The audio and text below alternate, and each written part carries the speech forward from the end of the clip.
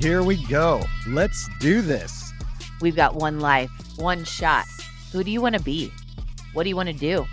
Addicted to Betterment, a podcast to inspire us to keep going, to try something new, to dream, to think big, bigger, to overcome. Here we go. Here we go. Here we go. Hey, it's Nikki and David back on Addicted to Betterment. It's been a minute. And the topic today that we want to dive into is around growth mindset. And I'm going to guess that everyone listening is familiar with the term growth mindset.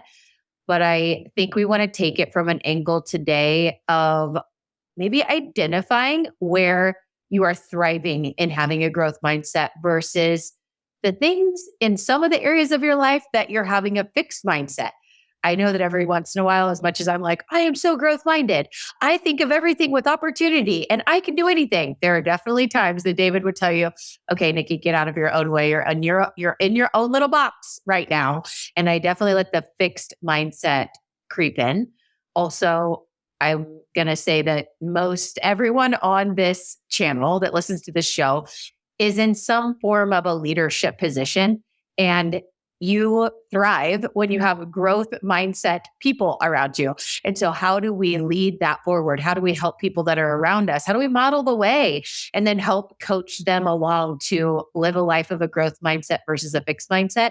Not just because we'd rather work with the growth minded people, but because we know helping them to transform the way that they think really helps them live a better life. And we're about addicted to betterment. So it's not just about us, but it's about the people around us. David, I know that growth mindset is really important to you. I know that you brought this topic to the table. So tell us about what you're wanting to dive into today. Well, first off, welcome back to the show. I'm so excited I get to record again with my favorite humans. So I know this will be a good episode because you're leading it. So it's so good to have you back. I feel like we can land the plane safely on this one. But man, growth mindset sometimes is hard to maintain because often, the people who love you the most are the ones that want to see you just stay where you're at. They care about you and you take risks or you try to, do something to expand where you've been, and it makes others around you uncomfortable.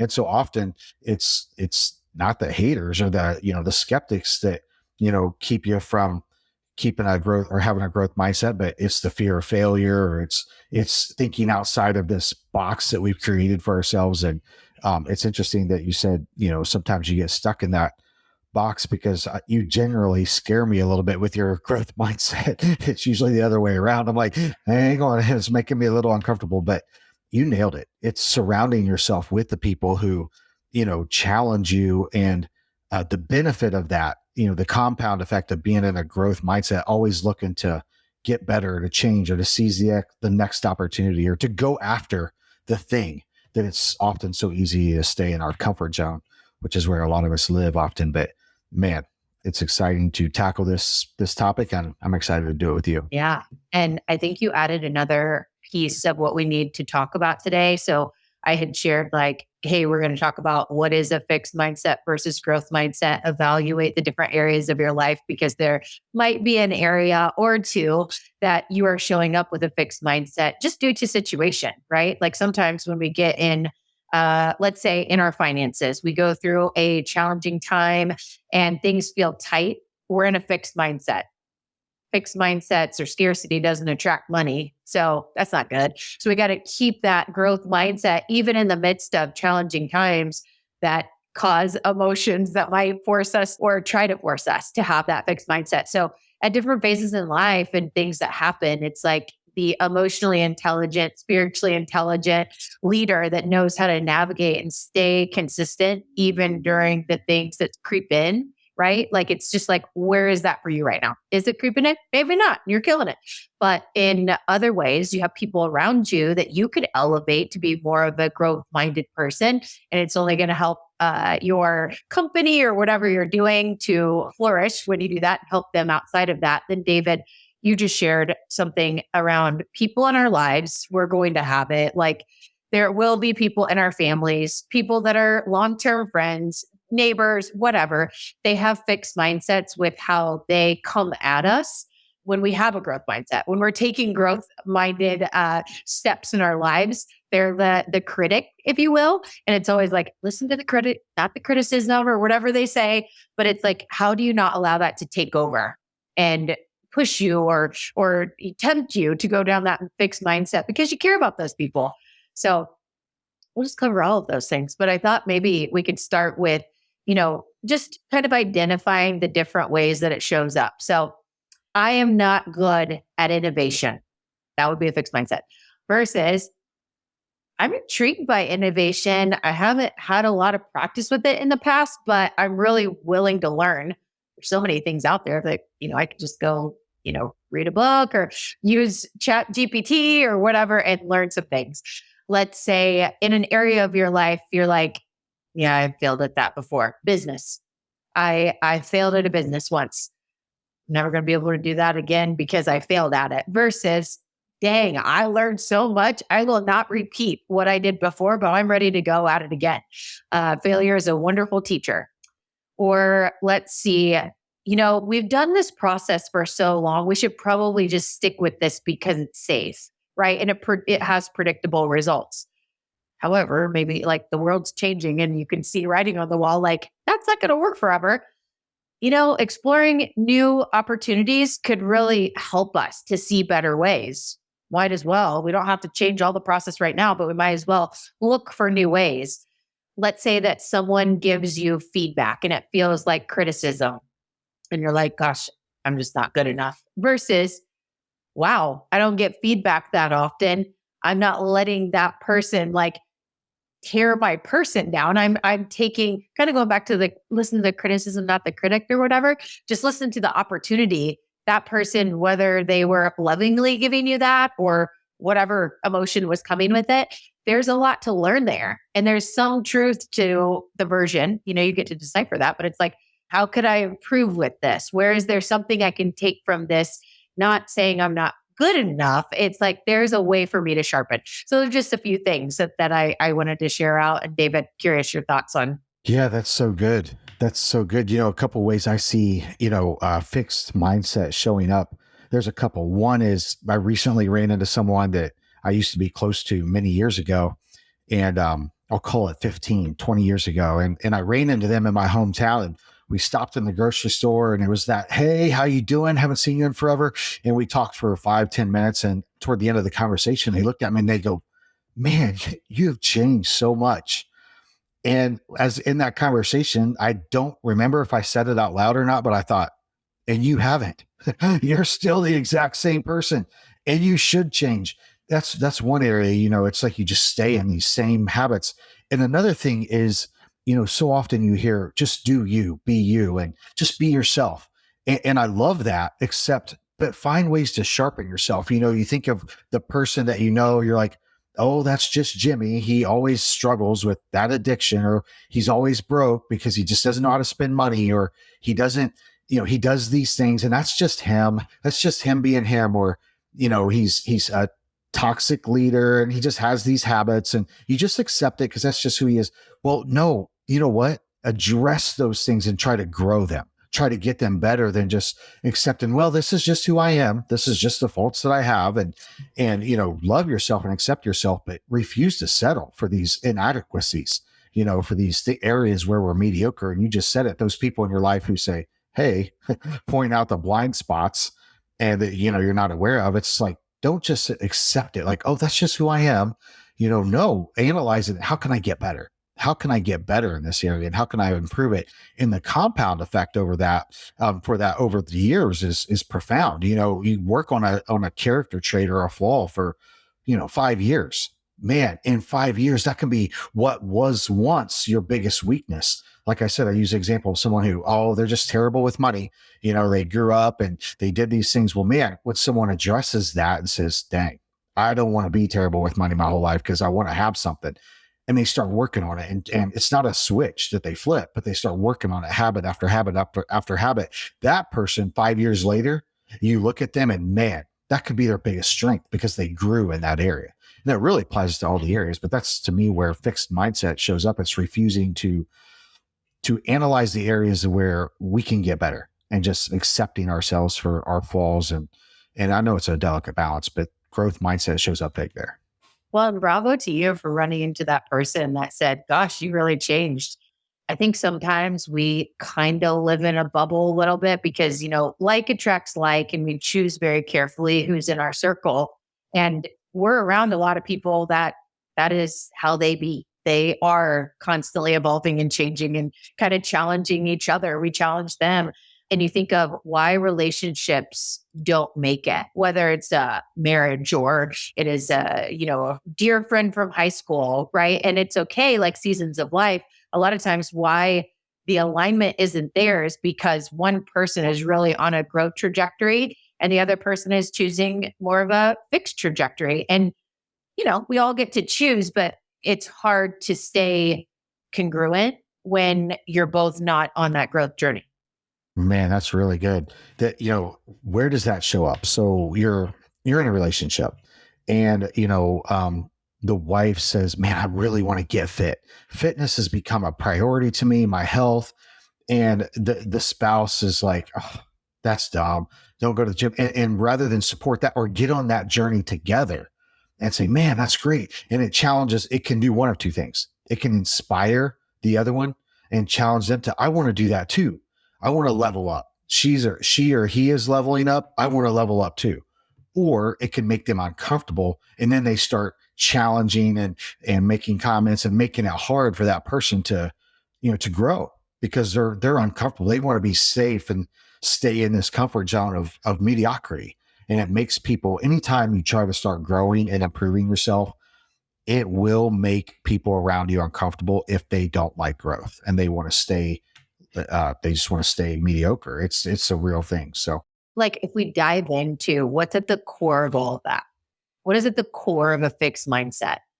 It's, I would put out there, I think it's fear of failure, lack of confidence, right? Those two kind of go together, but they are two separate things. It's like you can not fear failure, but have low confidence. So I think, both of those things can live separately or they both could be present, which I think many times probably they are intertwined.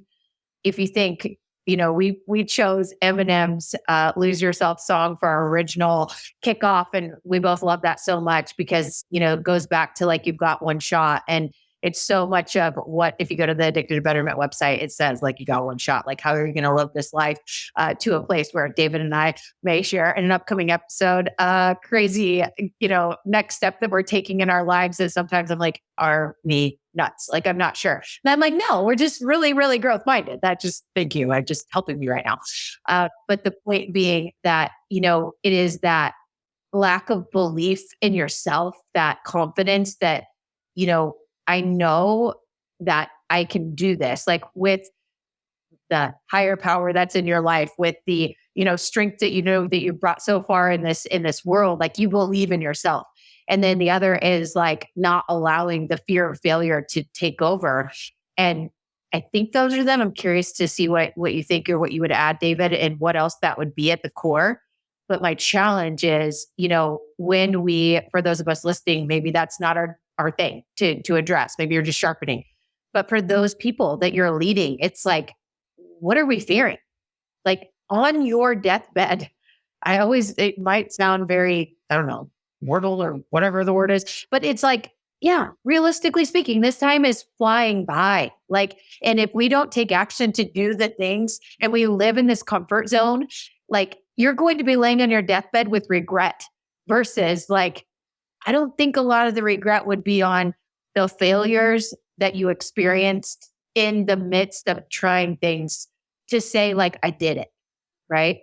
So I don't know. I just challenge people to be like, what is that fear all about? You only got one shot anyway. You might as well believe in yourself. One more thing. You are the only person that is with yourself from the day you're born until the day you die. Let that sink in a minute. You are the only person with yourself from the day you're born until the day you die. You might as well bet on yourself. man, that's good. That's rich stuff there. I think one of the things that people struggle with that keeps people in a fixed mindset is the fear of what people think or will say. Often it's, if I do this thing, one, they're going to think I'm crazy because I'm really expanding myself and I'm growing myself, and people make comments and it try to keep you down to where you are. Or it's To your point, if this doesn't go well, what's everybody going to say? Everybody's going to think I'm a failure. Everybody's going to think, you know what? Who gives a rip? At the end of the day, the same people who doubt you and tell you you can't do it, when you do it and achieve it and succeed, they're going to be right there beside you going, I knew you could do it all along. Great job. I'm so proud of you. No, you're not. You were the one that was hating on me the most, and it's like, you have to just completely disconnect or detach yourself from others' opinions. Look in the mirror. There's something incredibly powerful about looking in the mirror and knowing that the person that you're looking at, is doing the best that they can, and pushing yourself. And here's the thing. No one that has ever succeeded big stayed in a comfort zone. There's a saying in golf, you miss 100% of the putts that you leave short, or you miss 100% of the shots that you don't take. At the end of the day, take the freaking shot. And if you miss, guess what? Right now, somebody might talk about it for a day. The next day, they're going to move on to their own stuff. Who cares? The people that you worry about, what are they going to say? What are they going to think? 2 years from now, they may not even be in your life. Just keep pushing, keep going, push yourself. Well, I'm going to pull out another one out of my back pocket that I learned along my journey, and I need to eat this for lunch. So I'm just going to say it popped in my head. And I was like, I have a couple of very challenging situations happening in my life with certain people right now that I'm trying to be my best person through it. And I will continue to be my best person through it. But I'm worried more about what they think, I think, that's causing this like heartache in me. And here's something that I learned a long time ago. If you think about who will be at your funeral when you die, like who is going to make the trip because that you mattered so much that they will be at your funeral, it's a really good tactical way to draw awareness to the people that you really care to go through the trenches with, because that's really real. It's like you can answer the question pretty quickly. There are certain people in your lives, you've maybe had 3 Zoom calls with them. And for some reason, you're losing sleep over these people. And not to say that you don't care, right? But like, why are you caring so much when these people are like, they wouldn't even be at your funeral if you died? Like, again, I'm being very mortal today, but I'm also like, what really matters? Like, what really matters? And like betting on yourself is what really matters, and stop like, second guessing or thinking about it too much, and just go do it. Because before you know it, like you don't even have the physical abilities that you have, and you'd have ailments, and that would be holding you back. And it's like, just do it now. I feel like you're preaching right to me. I'll share a shameless plug for my YouTube channel. We have an Addicted Betterment YouTube channel, but I had this desire to start doing YouTube videos, and, things I was talking about every day and things I was thinking about every day. And I thought, and Nikki, I'll tell you, it took me forever to actually make the first video. And I'll tell you why, because I just knew anybody that watched it was going to think, what the heck is he doing? Who does he think he is to share what's on his mind?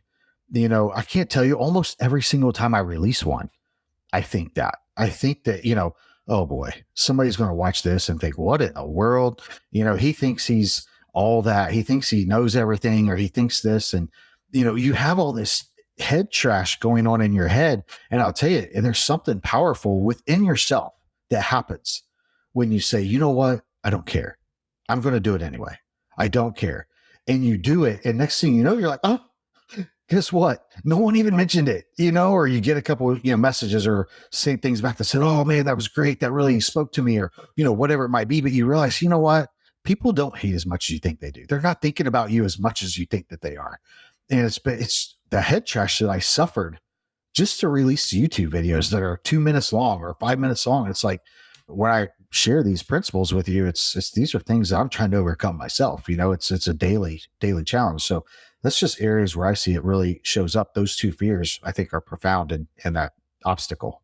And it's like, how do we keep those reminders going, even when it gets busy, about what really matters, and overlooking like the people that are hateful critics, like the ones that are just trying to tear you down. It's, if you ever look at celebrity Instagram profiles or whatever, anything on social, anyone that's like a highly visible person, dang, the terrible comments that are said. I'm like, I can't imagine the coaching that people have to have, or the ways that they turn that stuff off, like not to see those things. Because I have heard stories of like when people are starting out and they gain popularity and they get shut down for a little bit. I feel like Brene Brown shared something about that. Like, I think she did. There was a story about someone like picking at her for how she looks, like as she was coming up. And she went into like a little bit of a setback because of it. And it's like, we all do, right? And it's terrible. Like Brene Brown is one of the most amazing, influential leadership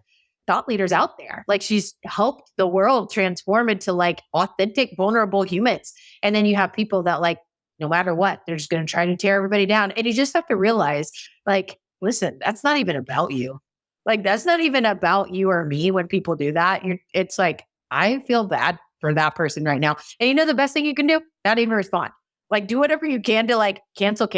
My dear long-term coach taught me that. Like, anytime it creeps in your head, cancel, move on. As easy as that might sound, hard to do sometimes, but it's the most powerful thing because it's like, who wants to be an awful, terrible person to someone else? Go on with yourself, right? Like, and you just need to get that out of your way. So, David, I know that we had talked about that we wanted to dig in more on like embracing failure. Because one of those like fears is like, you know, failure being the thing that holds us back. And it's like, how do you embrace failure? Like, what is the growth mindset around failure? Let's dig in on that a little bit more.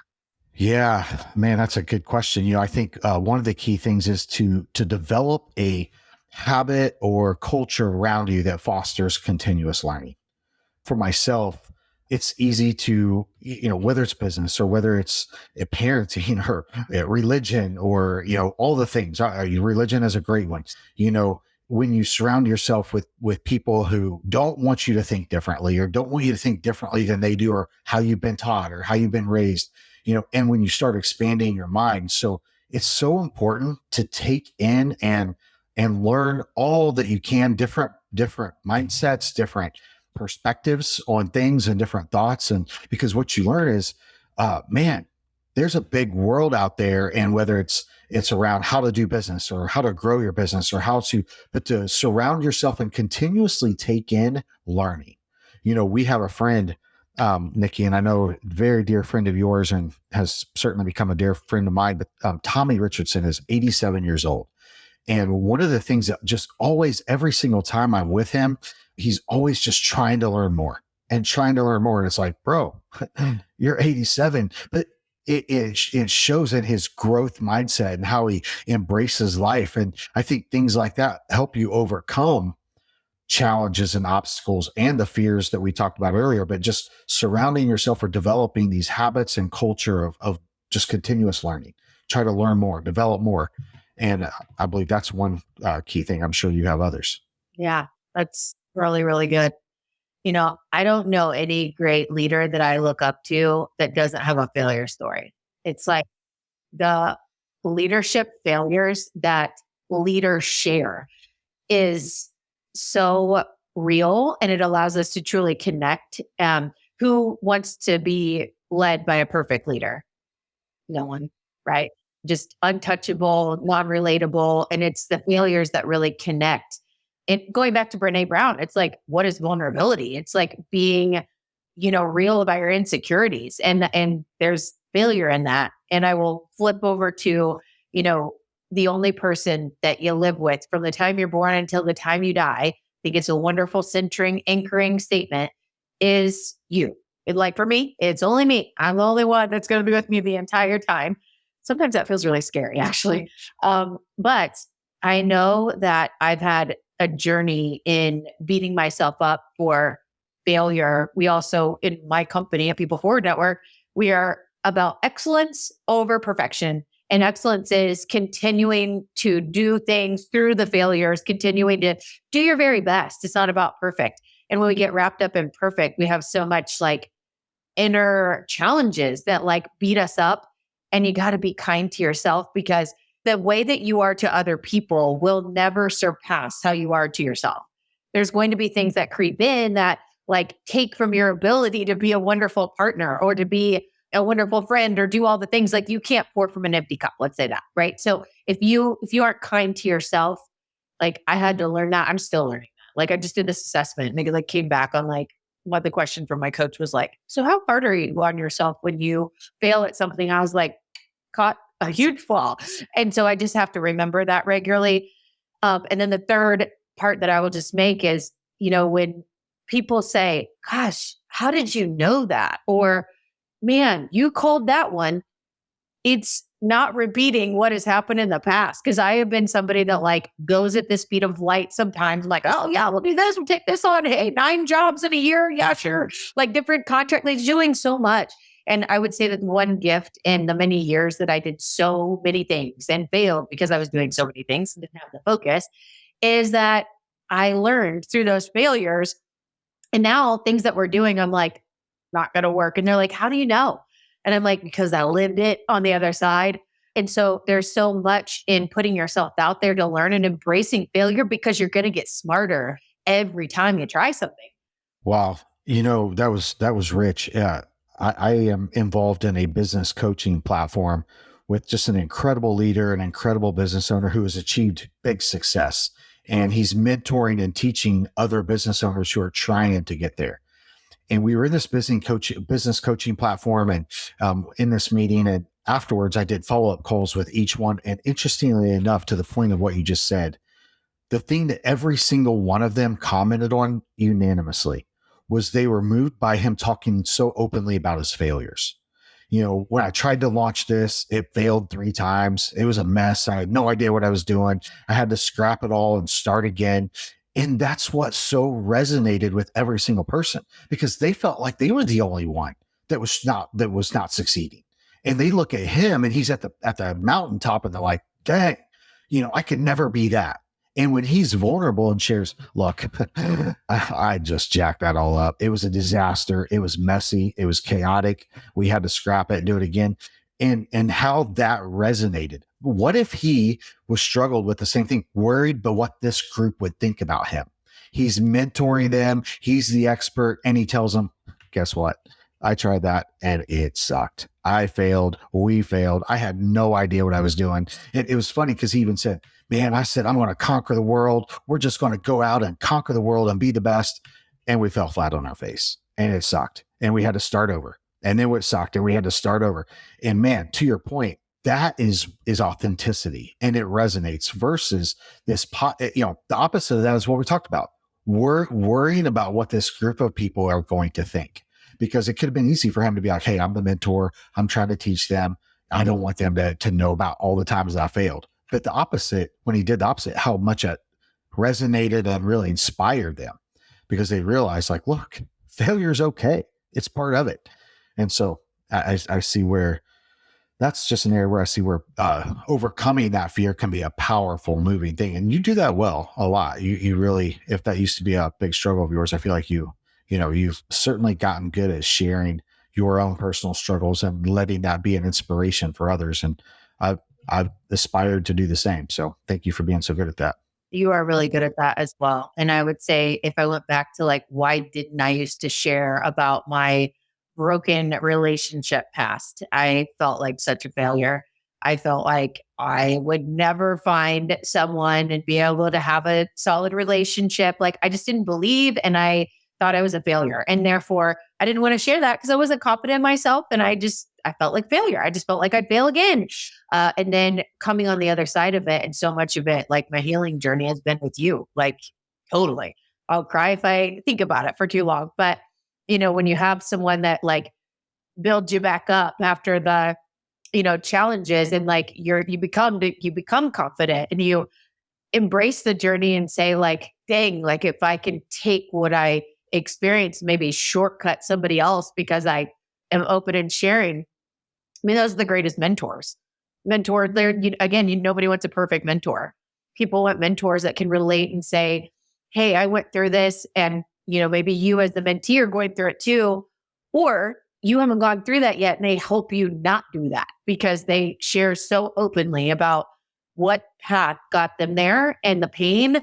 And so they get to shortcut that. So yeah, the power in sharing your failures and it just allowing you to be a great mentor. I think there's a lot there.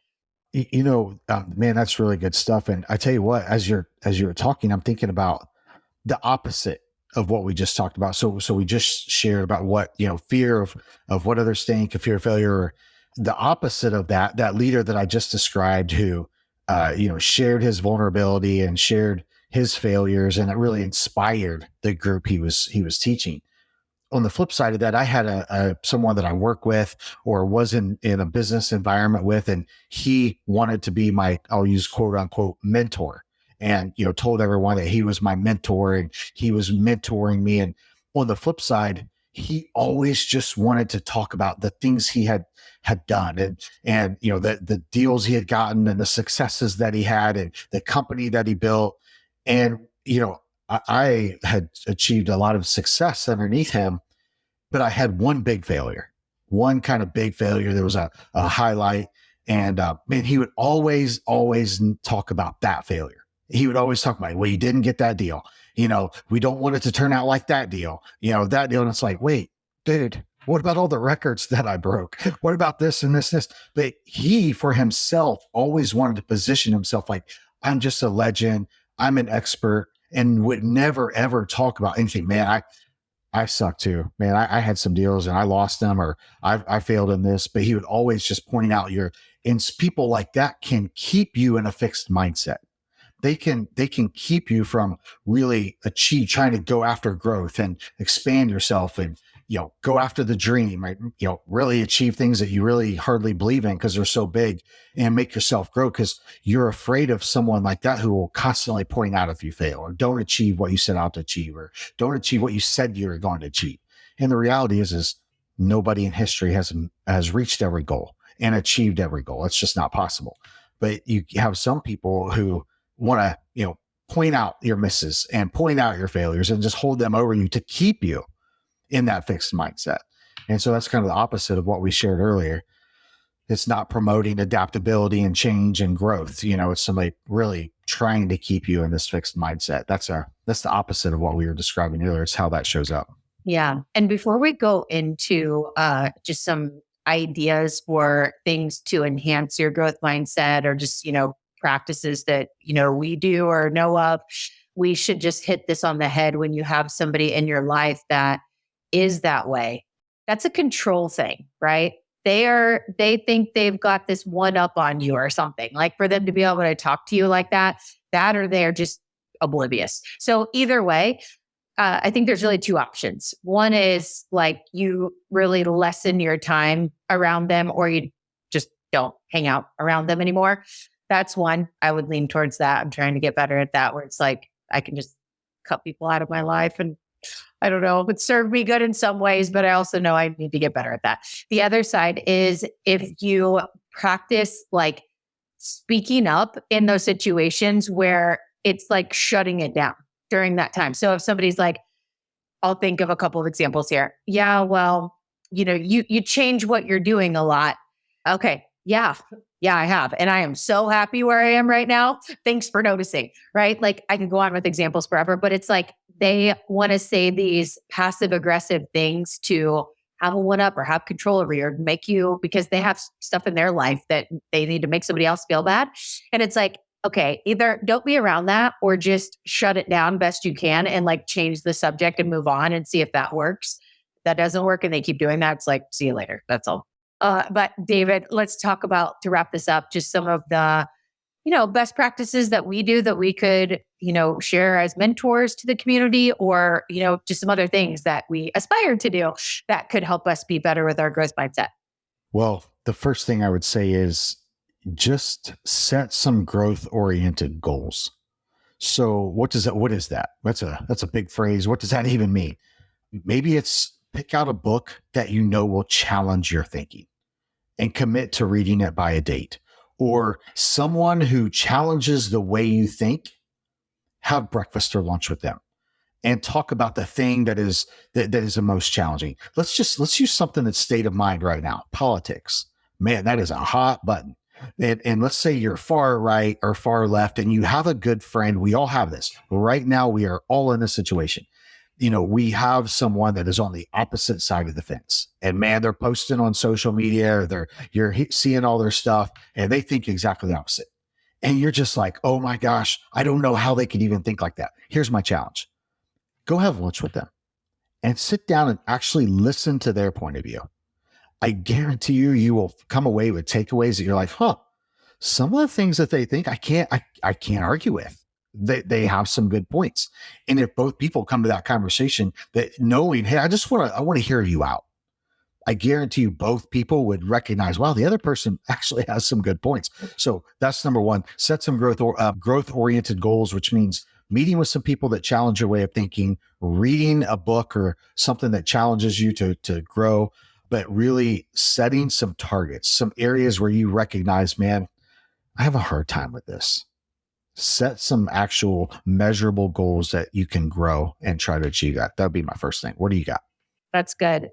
So let me tell you about two things that I feel like I do well, and then two that I feel like I have to work on. Number one is doing something outside my comfort zone. I have something built in me that's like, I don't know, sometimes I feel like I take it a little too far, but it's like, if I'm not doing something outside of my comfort zone, I don't feel right. Now, I'm kind of wired that way, but I think all people should be doing something outside of their comfort zone, and not, no two people are the same, right? Like whatever it is to you, as long as it's like pushing you and going with that, it's like setting goals that are stretch goals, not just like just the next step, right?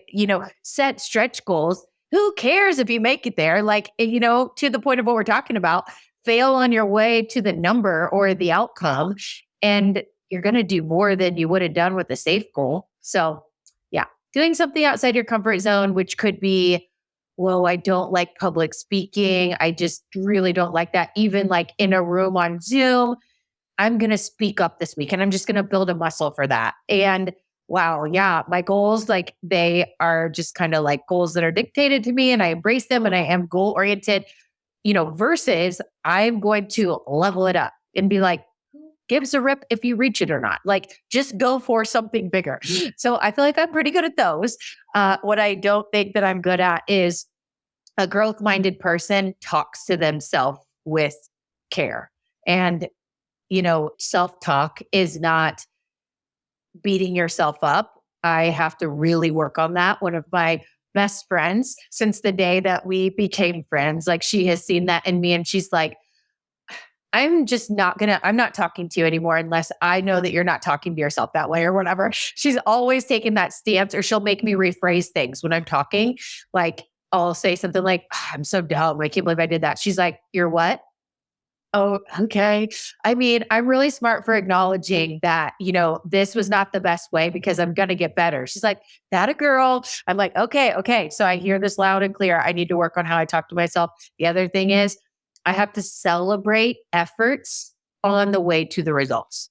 Like this is a huge one for me. I recognize that I am like so much about the result. Like, yeah, none of that matters till you get there. It does. It really does. And having gratitude in the moment and celebrating the steps up the staircase. It's not the full sprint up the staircase. It is the steps up the staircase. And I have to get better at that. And I do work on those two things. Like I acknowledge like there's things that come up when I see myself doing those. I'm aware and I stop myself and I'm like, okay, let's be nicer and not so critical. I'm the only one that lives with myself on the damn board till the day I die. So I can't be the worst on myself. And then I need to celebrate the journey, not just the destination, because I do believe in that. So I'm sure I have other ones, but those are my core ones. Well, those are really good. And that ties into my second thing that I would say is a great step is build a supportive network. So, surround yourself with people that challenge you, period, that you can have straight conversations with that challenge you to grow, whether it's spiritually in your spiritual life, whether it's how you do money in business, to take risks, think different, think outside the box, think bigger. And I know you do that very well. You have an incredible supportive group, and it's inspired me to really build this amazing group of people that's in my very tight circle that they're so badass and are so freaking good at what they do. And every conversation I have with them, I feel like I leave inspired and like, I got to level up. I got to get better because he's killing it. I got to get better. So there's that. But one thing I think, it sounds so cliche, but I believe is one of the best things you can do to develop a growth mindset is do affirmations. I mean, really do affirmations. You mentioned self-talk, and I think that's all of us, Nikki. I think all of us struggle with how we see ourselves, because at the end of the day, we know all of our own stuff. Like we know what's in our head. We know what's in our heart. We know the thoughts that we think that we don't say because we are afraid what somebody would think if we did say them, the things that we would do, and that we don't do it because of what people would say. And it's all those things. So we know our own failures. We know our own failures better than anybody else. And so it's so easy to dwell on those. And it's so easy to think of those more than the successes, or more than the qualities, more than the real good characteristics that we have. And one of the best ways I've found for myself is to do affirmations, and to do, and I'm pretty committed to doing those regularly. I can't say that I do it every day. There was one affirmation that truly changed my life. I was in one of the darkest periods of my life, and I listened to the same affirmation about 4 or 5 times every single day for like 4 years. And you know what's funny is I still couldn't quote it. Even after 4 years, I still didn't have it memorized. But I listened to it every single day. And that's I think one of the most powerful things you can do. Folks, if you're not doing affirmations, start them. And then the last thing I would say is just continuous reflection and adjustment. Just pause, reflect, and adjust. Just change the direction you're going, or make small changes to the areas that you feel you're stuck. Just take small steps. I mean, I shared earlier about the YouTube video. When I released that first one, I mean, I can't even tell you. And I know you know me better than any human alive, and you're probably even a little surprised by this, but the anxiety and the self-talk that I was having as I'm going to release it. And, so it just took a small step. I'll just do one. It was a short one. I'll just do it. I'm going to put it out there. Just one step.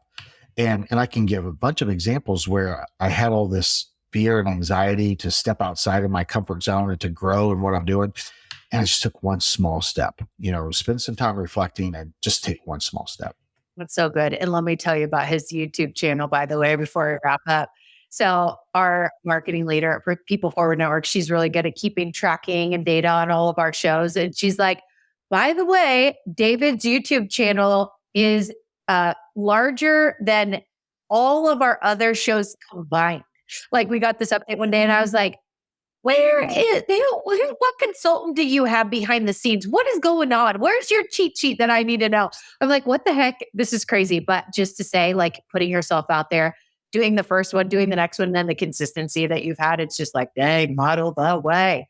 Well, David, we got to wrap this up. And I just want to say that when we went into this episode, I was like, you had brought up the topic of growth mindset. And I said, yeah, great. Yeah. I mean, I love growth mindset stuff. I really wasn't walking into this to think that it was going to challenge me. I was like, I want to share. And, a few things will come up. Like, whoa, I have like a whole list of things. So just like, as we walk into things, sometimes like we need a true checkup of some of the things that I know that I heard on this. I'm like, there's at least 5 that I can sharpen. I hope the same for you. I hope that not only are you able to sharpen yourself, because we're about Addicted to Betterment, that's what we're here for. And I'm so glad so many takeaways applied for me. And I need to humble myself for a minute, because obviously I walked into this thinking that I'm way better in a growth mindset than I am. And then thinking about just how we handle the people around us that show up as, the critics, that whatever it is, like, how do we take that? How do we handle those? How do we lead others around us to be better with that growth mindset, not just for our interactions with them, because we leave a better mark on them. So many applications, I think, here. We'd love to hear from you. Like, reach out to us, let us know like what applies, things that we missed, some of your practices, and we'll see you next time. We need to record more together, David. So we'll be back soon. We promise. So you just listened to this episode. Now, join us in being addicted to betterment. Please subscribe to the show, share with your friends, tag us, and please take a moment, leave a review. Yeah, we do want your stars, but we really want the feedback.